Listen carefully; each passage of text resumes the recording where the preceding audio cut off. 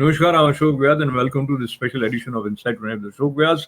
The world is always in a state of flux. There are many things which are changing around us, whether it be technology, political environment, business environment, as well as our own emotional ups and downs. But when we look at the reference of America first or India first, and we also look at one world where we share a lot of concerns and interdependence among nations has increased beyond the imagination of someone who would look at the world 20 years ago. How these two things are balancing, or there's a possibility of balancing one word and nation first concept. I have the pleasure of welcoming Pramod Shahji from Kolkata and Harish Shankar Narayanji from Bangalore. Harishji has been in the field of banking, and Pramodji, being a CA, is also an accomplished poet as well as author. We'll begin with you, Pramodji. There is the question of the sovereignty of the nation, and I jump because there is so much reference of the trade war of sort which is emerging based on initiatives that are taken by President Trump mostly these days. So talk to me. Do you see any conflict in having this interdependent world as we have started imbibing versus thinking about nation first? And just let me elaborate. Logically, as well as if you look at it from the point of view of safety and sovereignty of a nation, if you don't put nation first and you just have a porous border that is going to harm a nation in a big way, whether it is America, India, or any other nation. So, your thoughts on this kind of jigsaw puzzle?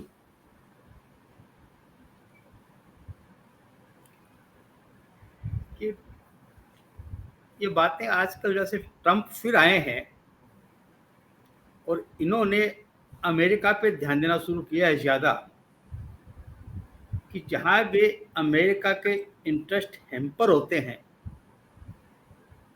वहाँ सख्त से सख्त, strict से strict action लिया जाए। कोई नाराज होता है या खुश होता है, इससे उनको फर्क नहीं पड़ रहा। ऐसा क्यों हुआ? अचानक क्या हो गया कि हम आपको इतनी एड दे रहे थे, नहीं देंगे, या टैरिफ था हटा देंगे? तो पहले जिसने किया था, क्या वो अमेरिका के खिलाफ किया था? उन्होंने, वो अमेरिका का बुरा तो नहीं चाहते थे, या तो उनकी सोच में कमी रही होगी, या हो सकता है कि वो अपना एक्सपेंशन चाहते हो कि इतना रुपया, इतने डॉलर दे करके, इतना वो दे करके, इतनी हेल्प दे करके उन पर कंट्रोल करें। आजकल किसी को गुलाम करने के लिए सेना भेजने की जरूरत नहीं है। आप पैसे से गुलाम कर सकते हो। फाइनेंशियल आर्थिक गुलामी हो गई आजकल। अरे प्रमोद जी, आप इतनी अच्छी बातें करते हैं, बट मैं आपको इंटरप्ट कर रहा हूँ और हरी जी को जोड़ के फिर आपके वापस आऊंगा, बिकॉज आपने जो बात कही वो हमें विचार करने पर बाध्य कर देती है। आपने कहा कि इसका मतलब पहले वाले नहीं सोच रहे थे, तो ट्रम्प तो ये कह रहे हैं कि पहले वाले गलत सोच रहे थे, मैं सही सोच रहा हूँ।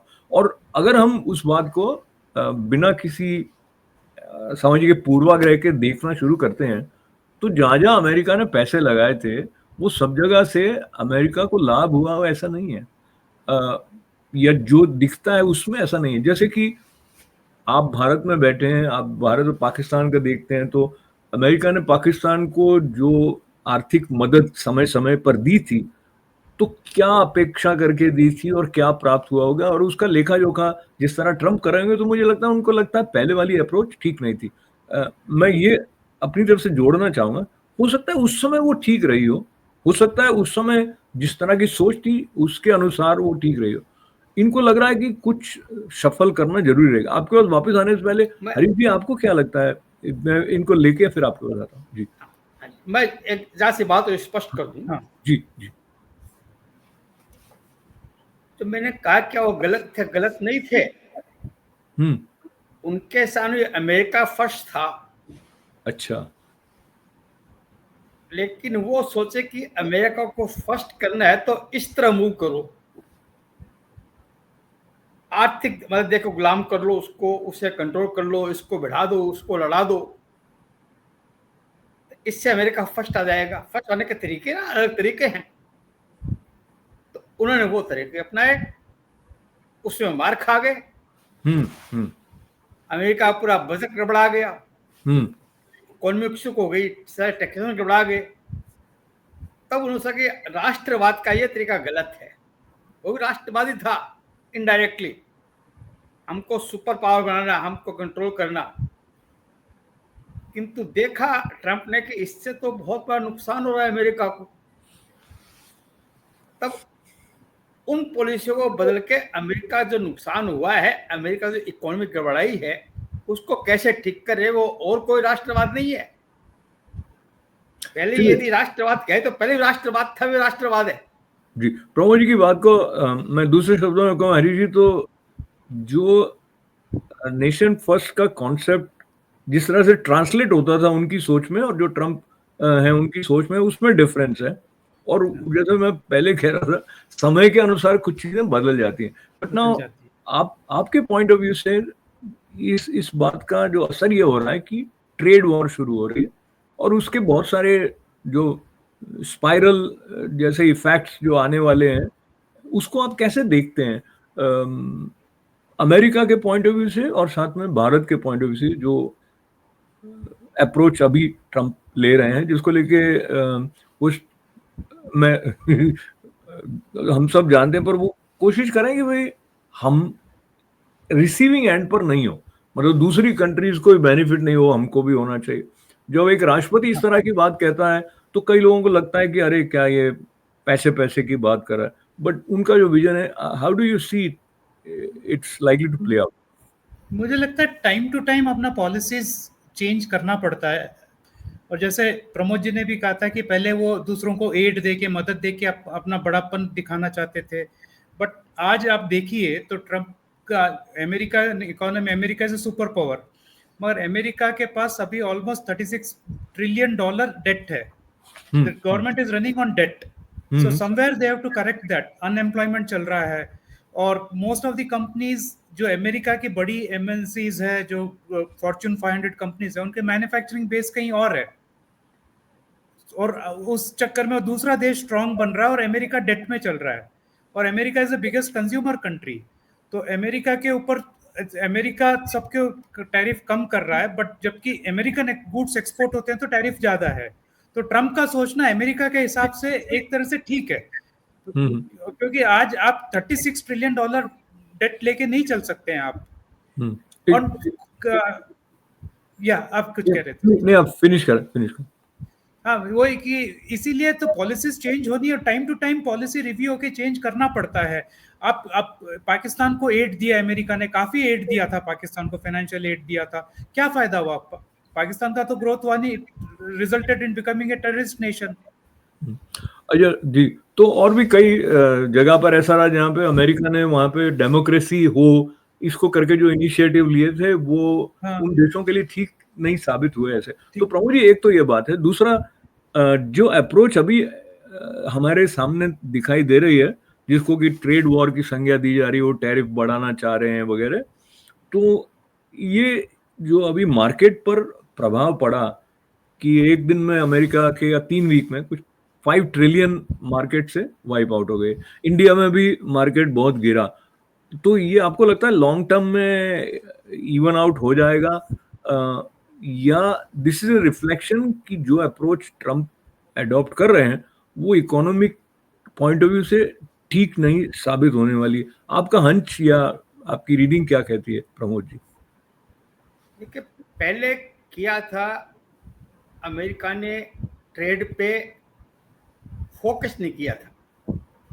एक तरफ वो ट्रेड के मुकाबले में उनको चीन, रूस और भारत दिखाई दे रहा था, दूसरी कंट्री दिखाई दे रहे थे कि भारत बड़ा मार्केट है, उधर चीन सामने खड़ा है, और दूसरी तरफ पॉलिटिकल लोगों को कंट्रोल करना चाहता था। तो उसकी चीज़ें बड़ी डाइवर्सिफाइड थी, ट्रेड पे एकदम कंसंट्रेशन नहीं था उसका, उसका नुकसान भुगतना पड़ा। अब मैं इसे ट्रेड वार नहीं कहता हूं, जो नुकसान हुआ उसको ठीक कर रहा है वो, इसे आवार कह लीजिए। और उसका एडवाइजर बहुत बड़ा बिजनेसमैन है। तो जिस तरह बिजनेस चलाते हैं ना, कंट्री को वैसे चला रहे हैं वो। तो अभी हम बिजनेस थोड़ा में आ जाए तो कैसे ठीक करे, तो वो ठीक कर रहा है इस हिसाब से, वो ठीक करना चाहिए ट्रम्प को, अमेरिका को ठीक करना चाहिए, क्या दिक्कत है? ये दिक्कत क्या है, वो तो कई तरह की दिक्कतें हैं, कई लोगों को हो रही हैं, फिलहाल तो हो रही हैं, लॉन्ग टर्म में क्या हो पता नहीं। पर हरीश जी, ये वाली अगर आप अप्रोच लेकर चलते हो, अभी अमेरिका के पॉइंट ऑफ व्यू से बात कर रहे हैं, तो जिसमें आप इकोनॉमिक प्रायोरिटी को सबसे ज्यादा सेंट्रल फोकस बना लेते हो, तो जो बाकी की बातें हैं, जो एक अमेरिका कहीं कंपैशनेट वे में कहीं मदद कर रहा है, उसको आप थोड़ा सा कम कर देते हो। ये जिस तरह के रिलेशंस जैसे यूरोपियन कंट्रीज के साथ में रहे हों, या बड़े ऑर्गेनाइजेशन है नेटो के साथ में रहे हों बाइडेन के समय में, या ऐतिहासिक रूप से, तो आप सब कुछ डिसरप्ट कर रहे होते हो। तो how it plays out as far as global image of America is concern, आपको क्या लगता है हरीश जी? डिस्ट्रप्शन नहीं, एक्चुअली थोड़ा सा पॉलिसी चेंज है तो डिस्टर्बेंस तो होता ही है। And they have to review. अब आप यूक्रेन में इतने बिलियंस ऑफ डॉलर्स भेजा उन्होंने, ज्यादातर नेटो का पैसा ज्यादा नहीं है, तो यूएस का ही पैसा गया है वहां पे, और यूएस के बेस पे, यूएस के सपोर्ट से यूक्रेन लड़ रहा था रशिया के साथ। तो उसका सोल्यूशन कहीं ना कहीं तो आएगा। ये तो नहीं है कि यूएस खाली पैसे पंप करता रहेगा और जाते रहेगा पैसा, समवेयर सोल्यूशन, और कहीं पर तो उसको स्टॉप होके कहीं से एग्रीमेंट आके उसको करना ही है। एंड यूक्रेन में भी जैसे सपोर्ट बंद करने की बात थी, ये तो इनिशियल डिस्कशन है, शायद फर्दर डिस्कशन होगा यूक्रेन के साथ और कुछ सोल्यूशन निकलेगा उसका। मगर ऐसा तो नहीं है कि यूरोप यूएस से खाली पैसे देते रहेगा, और यूरोपियन कंट्रीज से ज्यादा यूएस पैसे दे रहा था। और यूएस का ऐसे कई जगह ऐसा ही होता है कि यूएस मनी जाता रहता है बट सोल्यूशन निकलता नहीं है। तो somewhere they have to also see their interest. ऐसा यूरोप तो अभी अल्टीमेटली यूरोप भी यूएस के पास साथ ही आया वो। तो पहले तो उन्होंने जेलेंस्की को बुला के लंदन में सब समिट किया, वो बात किए, बट अल्टीमेटली फाइनेंशियल सपोर्ट और वो तो यूएस से ही आना है उनको, और यूएस भी कब तक सपोर्ट करेगा। तो हरीश जी, मैं आपके और प्रमोद जी की उपस्थिति में अपने दर्शकों के साथ ये अंतरंग बात करना चाहता हूँ कि मुझे आप दोनों के विचारों के बारे में पता नहीं था। तो न्यूयॉर्क में बैठे हुए जब मैं आपकी बातें सुन रहा हूँ, मुझे लगता है कि अगर ये बातें अंग्रेजी में होती और व्हाइट हाउस तक पहुंचती, तो ट्रम्प साहब बहुत खुश होते क्योंकि आप उनको क्रिटिकली इवेल्युएट करते हुए भी अप्रिशिएट कर रहे हैं, जो उनके स्टेप्स हैं, आप समझ रहे हैं कि वो अमेरिका के इंटरेस्ट में, तो ठीक है। बहुत सारे लोग अमेरिका में ऐसा सोच भी रहे हैं, कई लोग असहमत भी हैं। पर प्रमोद जी, मैं इस बात को लेके, जब अमेरिका अब जिस पोजीशन में है, उसमें जो, जैसे आप पहले कह रहे थे कि दूसरी कंट्रीज को दबाने वाली बात है, या तो ये सैंक्शन लगाने वाली एक बात रहती है ना, वो कोई छोटी कंट्री है, उसको आप कहोगे कि आप ऐसा नहीं आचरण करोगे तो आपके ऊपर सैंक्शन लगा देंगे, तो आप उनकी सॉवरेनिटी जो है, उनकी जो राष्ट्रीय अस्मिता है, उस पर प्रश्न चिन्ह लगा देते हो या उसको थोड़ा श्रिंक कर देते। पर ये तो चलता ही रहा है, इट इज नॉट कि ये नहीं हो रहा हो। तो मैं इसको, जो इंटरडिपेंडेंट ग्लोबलाइज्ड सिस्टम है हमारी दुनिया का, उसमें आप अगर दूसरों के साथ में चाहे व्यापारिक समझौते करते हो, तो वो भी कहीं आपके राष्ट्र प्रथम का जो भाव है, उसको थोड़ा रीडिफाइन करने की जरूरत लेकर आ जाता है। ऐसे कई देश हैं जो समझो कि उन्होंने अपनी टेरिटरी में अमेरिका की फोर्सेस को ऑपरेट करने के लिए जगह दे दी। तो it is basically a barter है, जो कहीं ना कहीं आपका जो एक स्वतंत्र रूप से निर्णय लेने की स्थिति है, उसको थोड़ा सा कम कर देता है। इसके बारे में आप क्या सोचते हैं? ये मतलब वन वर्ल्ड होना ओवरऑल कंट्रीज के लिए लाभकारी होता है, या उनको बहुत सारी जगह पर अपने बेसिक प्रिंसिपल्स पे कंप्रोमाइज करना पड़ता है? देखिए, वन वर्ल्ड वाली जो बात है, ये सुनने में तो बहुत अच्छी लगती है, पर इसको इम्प्लीमेंट करना बहुत मुश्किल है। तो जब तक वो चीज़ वर्ल्ड के लेवल तक हम लोग नहीं पहुंचते हैं, तब तक तो नेशन फर्स्ट चलेगा और चलना चाहिए। मैं बहुत मोटी सी बात कहता हूँ, मैं अमेरिका जाता हूँ जी। और मेरी परमिशन खत्म हो जाती है, तो उसके बाद मैं नहीं रह सकता। तो वर्ड के क्या करूं मैं? मुझको जेल के अंदर दे देंगे वो। हाँ। तो मेरा देश ही काम आया ना। हम्म। तो गाने गाते रहो, वर्ल्ड के, दुनिया एक है, मानवता एक है, गाने गाते रहो, तो नहीं सुनेगा कोई, तो सुनेगा नहीं आप। तो ये खाली आदर्शवाद में क्या जानी है? जब तक दुनिया की सरकार एक न हो, तब तक वर्ल्ड की बात कैसे साबित होगी? अच्छा, दूसरी बात हुआ क्या है कि पिछले 30-35 वर्षों में जो ग्लोबलाइजेशन हुआ, जो पैसा आया, वो नॉर्मल नहीं था। वो ग्रोथ नॉर्मल नहीं थी, एबनॉर्मल ग्रोथ थी। और उसमें हमने बहुत कुछ खोया है, कल्चरल वैल्यू बहुत खोई हम लोगों ने। और एबनॉर्मल ग्रोथ होती है वो कैंसर होती है। जो मेलाइन ग्रोथ होती है वो कैंसर है। ग्रोथ हमेशा नॉर्मल होनी चाहिए, चाहे इकोनॉमी की हो, चाहे देश की हो, चाहे व्यक्ति की हो।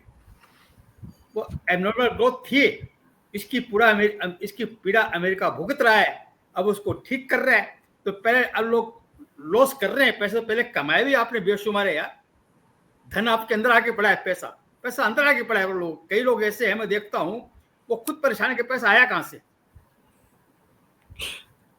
तो ये पहले एबनॉर्मल हुआ था, तो इसका तो भुगतना पड़ेगा जो हो रहा है। अब इस टाइम अमेरिका जो कर रहा है, उसको वैसे ही करना चाहिए। अमेरिका किसी भी देश को पहले उसको ठीक करना चाहिए, अपने देश को ठीक करना चाहिए। जहां जहां कमी है, चाहे आर्थिक हो, सांस्कृतिक हो, सामाजिक हो, राजनीतिक हो, पहले उसको ठीक करना चाहिए, फिर दुनिया की बात करो। आप खुद स्ट्रांग नहीं होंगे तो आपको कोई नहीं सुनेगा। प्रमोद जी, आपकी बात के साथ में और हम जो बात कर रहे हैं उसके साथ पूरी दुनिया जुड़ी है, तो बहुत सारे संदर्भ हैं। उनमें से जो शरणार्थियों को अपने देश में आने देने की पॉलिसी होती है राष्ट्रों की, वो पिछले समय में ऐसी स्थितियां यूरोपियन नेशंस में विशेष रूप से देखी गई। जर्मनी में भी, फ्रांस में भी बहुत सारे शरणार्थी सीरिया से और ऐसे पहुंचे। उसके बाद में वहाँ की जो डेमोग्राफी है वो बदल गई और वहाँ पे अलग तरह की लॉ एंड ऑर्डर प्रॉब्लम्स, चाहे ब्रिटेन हो, वहाँ भी दिखाई दे रही हैं। ये वाला जो तथ्य है, इसको लेकर हम भारत की तरफ आते हैं हरीश जी। तो हम बीच में रोहिंग्या मुसलमान आ गए बांग्लादेश से या उधर श्रीलंका से आ गए और वहाँ पे बस गए, वो सब भी सुनते हैं।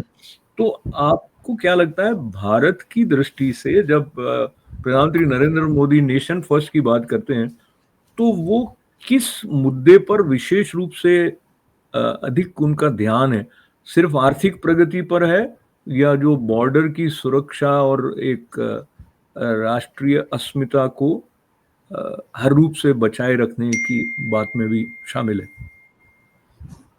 मेरे हिसाब से मोदी जी का दोनों में है। एक तो आर्थिक स्थिति भी होनी चाहिए और भारत को एक मजबूत देश बनना है, और भारत के बॉर्डर्स को भी सिक्योर करना बहुत जरूरी है। एंड आप देखिए तो जो कुछ जगह है वेस्ट बंगाल में, प्रमोद जी तो कलकत्ता से आते हैं, वहाँ पे वेस्ट बंगाल में डेमोग्राफी चेंज हो गई है उस एरिया, कुछ डिस्ट्रिक्ट्स बॉर्डरिंग एरिया की। आप दिल्ली में देखिए रोहिंग्या प्रॉब्लम बहुत ज़्यादा है, और काफ़ी जगह, इवन मैं बैंगलोर में रहता हूँ, बैंगलोर में भी काफ़ी ये आए, बांग्लादेशी आए हैं, रोहिंग्या आ गए हैं इधर। तो कहीं ना कहीं हमको ये इस चीज़ को बंद करना है कि ये लोग इन्फिल्ट्रेशन, जो इलीगल ये इमिग्रेशन हो रहा है, उसको बंद करना है और इनको वापस भेजना जरूरी हो जाता है। और इससे लॉ एंड ऑर्डर का प्रॉब्लम भी बहुत हो रहा है।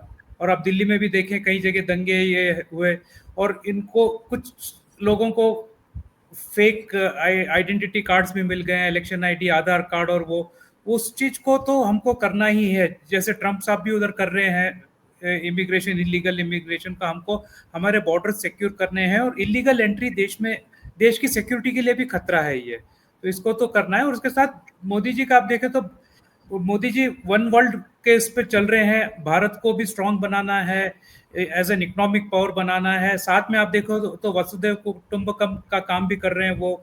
जैसे आप G20 हुआ था, उसमें अफ्रीकन यूनियन को उन्होंने जोड़ लिया, एनवायरमेंट पे बात कर रहे हैं। तो इंटरनेशनल सोलर अलायंस भी बना है जी। हाँ, तो उस हिसाब से भी वो काम कर रहे हैं और अपने भारत को भी इकोनॉमिकली स्ट्रांग बना रहे हैं और डिफेंस में भी स्ट्रांग बना रहे हैं। आप डिफेंस में भी देखिए, India was the biggest importer of defence equipments. आज इंडिया डिफेंस इक्विपमेंट एक्सपोर्ट भी कर रहा है और कई डिफेंस इक्विपमेंट्स इंडिया में बनने भी लग गए हैं, and the quality of products is improving. तो बहुत सारी बातें हैं हरीश जी और प्रमोद जी जिनके बारे में चर्चा इस विषय के अंतर्गत होनी चाहिए, पर समापन की तरफ बढ़ते हुए एक तो मैं ये बात आपके साथ याद करूं, इसकी चर्चा नहीं करते हुए भी, कि जो क्लाइमेट से संबंधित कंसर्न है पूरी दुनिया की, तो हर एक राष्ट्र का अपनी भूमिका है, उसको करना चाहिए। कौन करता है कौन नहीं करता है उसके लेखा जोखा करने के लिए जो कन्वेंशन होती है वहां से भी कुछ बातें आती हैं कि भाई आप ऐसा करो, ये कार्बन के फुटप्रिंट के बारे में ये करो या हवा के लिए ये करो। लेकिन अभी मैं क्योंकि हम एक ग्लोबलाइज वर्ल्ड में, या जो पूरा विश्व एक परिवार चाहे बना नहीं हो, लेकिन जो आना जाना है वो बहुत अधिक हो गया। कौन से देश के लोग भारत में रहते हैं आपको पता भी नहीं होगा, कई राष्ट्रों के लोग भारत में भी रह रहे हैं। अमेरिका तो वैसे ही न्यूयॉर्क को मेल्टिंग पॉट कहते हैं, तो कई देशों के लोग रह रहे हैं। मगर हम विशेष करके भारत और अमेरिका की बात करें तो प्रमोद जी, जब ऐसी स्थितियां आती हैं जहाँ पे राष्ट्रवाद का स्वर बहुत अधिक मुखरित हो रहा हो, तो जो ऐसे लोग हैं जिनके लिए अमृता प्रीतम ने एक उपन्यास जला वतन लिखा था, क्योंकि वो अपना राष्ट्र छोड़ के दूसरी जगह बस गए होते हैं, उनका हृदय वहां रहता है इस पर, तो उन लोगों के लिए क्या आपको लगता है ये वाला जो दौर है इसमें कुछ और अधिक चिंतन की आवश्यकता हो जाती है? क्योंकि वो जिस भी देश में होंगे, चाहे यूरोपियन कंट्री में होंगे, भारत के मूल के लोग, कहीं ना कहीं ये प्रश्न आ जाएगा कि आपकी जो लॉयल्टी है वो डिवाइडेड है तो क्यों है ऐसा? आप ऐसी संभावना देखते हैं क्या प्रमोद जी? भारत में जो राष्ट्र का मतलब है वो अन्य देशों से अलग है।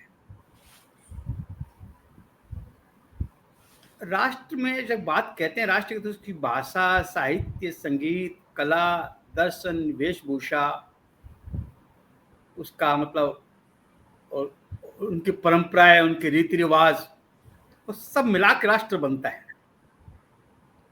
उसका धर्म, भारत में अलग प्रांत है, वो अपने आप में राष्ट्र गुण रखते हैं। इसका मतलब है कि भारत में 20 राष्ट्र है, 30 राष्ट्र हैं। उन प्रांतों के अलग भाषा होते हुए उनकी अंतरधारा एक है। धर्मों में शैव, वैष्णव, शाक्त या जैन, बौद्ध, सिख, इनमें अंतरधारा एक ही है। अंतरधारा एक वो राष्ट्र बनाती है। और अब तक भारत में भारत के कल्चरल वैल्यूज को दबा दिया गया था। आजादी के बाद उभरा नहीं है भारत, तो अब वो भारत की बातें जो छुपी हुई थी वो उभर के सामने आ रही है। अब भारत अपने नेचुरल फॉर्म में आ रहा है और भारत की सारी संभावनाएं बाकी थी और सारी संभावना शुरू हो रही है। भारत का भविष्य बहुत अच्छा है और संक्रमण काल, ट्रांजिट पीरियड हमेशा पेनफुल होता है। तो मुझे लगता है सिर्फ ये सांस्कृतिक बदलाव ही नहीं, ये राजनीतिक, आर्थिक, आपके बॉर्डर कह लीजिए, करिए, हर तरफ बड़ा बदलाव आ रहा है और ये मुड़ने का नहीं है।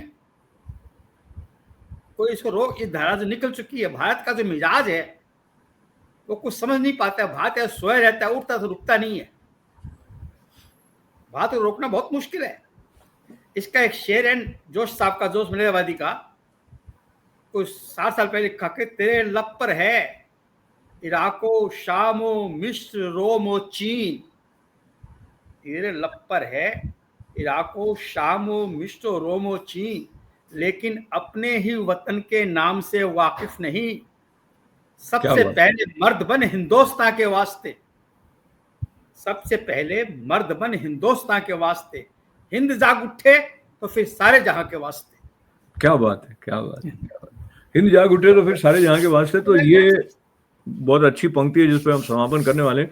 हरीश जी, अक्सर जब हम भारत विश्व गुरु बात करते हैं तो उसके साथ कहीं ना कहीं ये भाव भी रहता है कि अगर भारतीय आत्मा से कोई सोचेगा तो वो पूरी दुनिया के लिए सोचेगा, वो पूरी मानवता के लिए सोचेगा। जैसा कि अभी कोरोना के समय में जिस तरह का स्टैंड भारत के प्रधानमंत्री द्वारा लिया गया, सब देशों को मदद कराई गई वैक्सीन प्रोवाइड करके, वैक्सीन समापन। मैत्री। जी जी। तो ये समय कम है, लेकिन जब हम नेशन फर्स्ट की बात करेंगे तो भारत में जो मिली-जुली संस्कृतियां होने से कहीं कहीं हम ऐसे क्रिकेट के मैच के बाद भी देखते हैं कि कहीं अलग एक जो प्रतिबद्धता जैसी दिखती है, वो क्या आपको नेशन फर्स्ट में एक इंटरनल चैलेंज जैसा लगता है भारत के लिए, हरीश जी? नेशन जैसे आज आप देखें, जैसे प्रमोद जी भी कह रहे थे, भारत अब जागा है पिछले 10 साल में। तो आज जो है कि भारत में जो भी कुछ कामयाबी होती है, चाहे वो खेल के मैदान में हो या इकोनॉमिक हो, तो लोग बड़ी खुशी से उसको मनाते हैं। ये चीज पहले नहीं थी। तो वो भारत के बारे में एक, अब लोगों को एक विश्वास आ गया है भारत के बारे में, एक कि मेरा मेरा देश है, मेरा देश आगे आना चाहिए, मुझे कुछ करना चाहिए, वो एक फीलिंग आई है। और आप इसीलिए देखिए क्रिकेट मैच के टाइम में भी जो जीतने के बाद जो हल्लास, तो जो सेलिब्रेशन होता है, वो एक अलग ही तरीके का सेलिब्रेशन, वो पहले नहीं देखने को मिलता था। वो तो माई कंट्री करके लोगों में काफी हो गया है। और मैं देख रहा हूँ, क्योंकि मैं बैंगलोर में हूँ, आईटी प्रोफेशनल्स, बहुत सारे आईटी प्रोफेशनल्स वापस इंडिया आ रहे हैं कि मैं इंडिया में ही अपॉर्चुनिटी है, इंडिया में ही ये है, तो इंडिया में ही फ्यूचर है करके। तो भारत के बारे में काफी ये हो रहा है। एंड मोदी जी के इसमें विश्व गुरु का भी है। जैसे भारत को आप देखिए, कहीं भी आज जो सम्मान भारतीय पासपोर्ट को होल्डर को मिलता है, वो पहले नहीं मिलता था। वो आप तो जी ग्लोबली जी घूमते हैं, तो जी। तो आपने हरीश तो जी, मुझे लगता है हम समापन की तरफ बढ़ गए हैं, लेकिन एक शेर या एक बात प्रमोद जी की लेते हुए। जी। हाँ, देखिए, ये भारत की जातियां, ये भारत का संप्रदाय, ये भारत की भाषाएं, ये भारत की ताकत है, कमजोरियां नहीं है। हाँ, संप्रदाय बहुत जरूरी है, सांप्रदायिकता खराब है। जातियां जरूरी है, जातिवाद खराब है। भाषाएं यस। जरूरी है, भाषा विवाद खराब है। ये सब सब भारत की ताकत है, इसमें भारत की एकता छुपी हुई है, यूनिटी। और राजनीतिज्ञ लोगों ने इसको कमजोरी कर दी, हम करें क्या इसका? तो ये बहुत फायदेमंद चीजें हैं, बड़ा फायदा होगा इसको आपस में मिलकर काम करेंगे तो बहुत फायदा होगा। तो ये फायदा प्रमोद जी होने ने, वाली बात ये है, कहते हैं भाई कायदे में रहोगे तो फायदे में रहोगे। तो कायदा जो है समय के साथ में नए ढंग से हमारे सामने हाँ, ये निकल कर आ बिल्कुल। रहा है, अमेरिका के कंटेक्स्ट में भी, इंडिया के कंटेक्स्ट में भी, और शायद पूरी दुनिया के कंटेक्स्ट में, क्योंकि एक जो स्टेट ऑफ फ्लक्स है, थोड़ा आलोड़न विलोड़न हो रहा है, थोड़ा चर्निंग हो रहा है, कुछ नया निकलेगा। अब कोई भी संस्कृति अपने ओरिजिनल फॉर्म में नहीं रहेगी। दुनिया की संस्कृतियां मिल रही है, कोई भी संस्कृति वही संस्कृति की जिंदा रहेगी जिसको आज रेलेवेंट है, और जो आज के एलिमेंट्स डाइजेस्ट कर सकेगी, उन सबको मिलकर नई संस्कृति विकसित हो रही है। क्या बात है। तो इस और सकारात्मक आप देखिए, जैसे ट्रेड में एक जस्ट छोटी सी बात, अब इंडिया और यूएसए का डिस्कशंस चल रहा है ट्रेड एग्रीमेंट के लिए, एंड कुछ ना कुछ फायदेमंद ही निकल के आएगा। थोड़ा गिव एंड टेक दोनों देशों से होगा, but it will be good for both the countries. चलिए, तो बदलाव हमेशा अच्छे के लिए होता है, ये मान्यता कहीं ना कहीं प्रमोद जी और हरीश जी के मन में पूरे विश्व के लिए है। तो इतने सुंदर भाव के साथ में आप दोनों का आभार हमारे साथ जुड़ने के लिए करते हुए हमारे सभी दर्शकों को मंगल कामनाओं के साथ धन्यवाद। नमस्कार।